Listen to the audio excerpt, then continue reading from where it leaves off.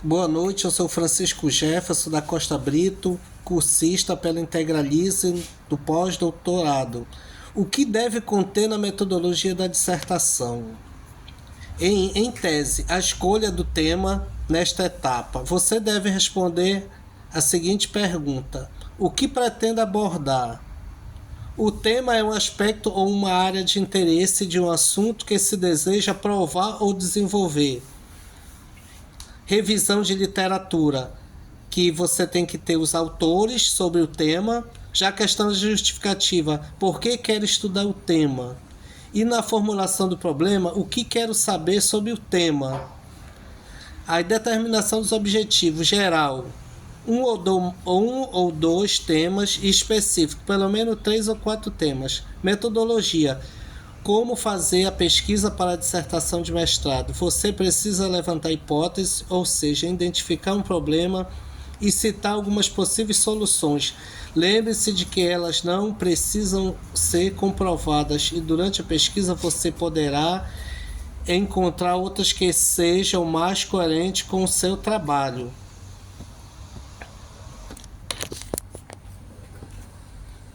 Como é a estrutura de uma tese? Uma tese pode ser dividida em 3 partes: elementos pré-textuais, elementos textuais e elementos pós-textuais. A ordem dos documentos dentro de cada uma destas 3 partes depende do estilo editorial. Para que a tese seja forte, é essencial escrever um texto coeso em que ideias, argumentos, consequências e soluções se combinem num texto e não em parágrafos soltos. É muito importante também que o nosso texto seja coerente, permitindo que o leitor consiga entender facilmente o conteúdo apresentado. A escolha do tema é relevante. O primeiro passo crucial para iniciar uma tese de sucesso é a escolha de um tema relevante e original. Aí desenvolva um plano de pesquisa, coleta de dados e análise.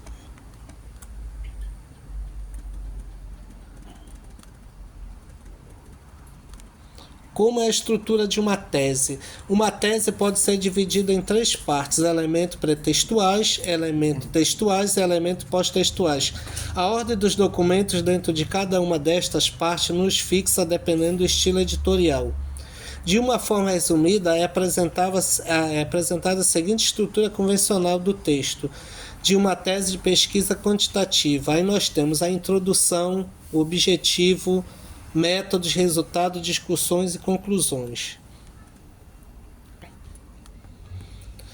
Escolher um conteúdo importante na sua área de pesquisa com base nas ideias de pelo menos 3 autores de referência na área. E nós temos educação à distância, né?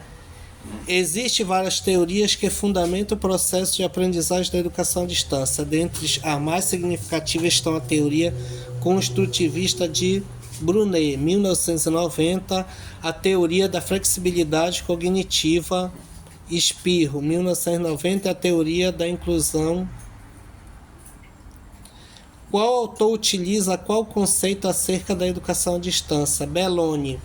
Belloni apresenta uma série de definições de diversos autores para a EAD, mas conclui que as definições por ela apresentadas definem a educação à distância pelo que ela não é, ou seja, a partir da perspectiva do ensino convencional da sala de aula.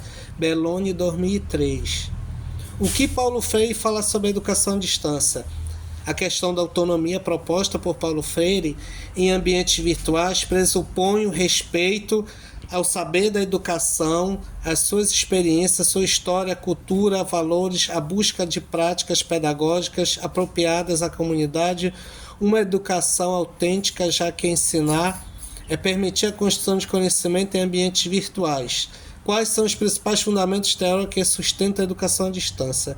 A EAD preocupa-se com um propósito também pertinente na educação presencial, como, por exemplo, a contextualização, a base teórica que servirá de suporte, assim deve estar vinculada ao contexto histórico, social e político, caracterizando-se como prática social de natureza cultural.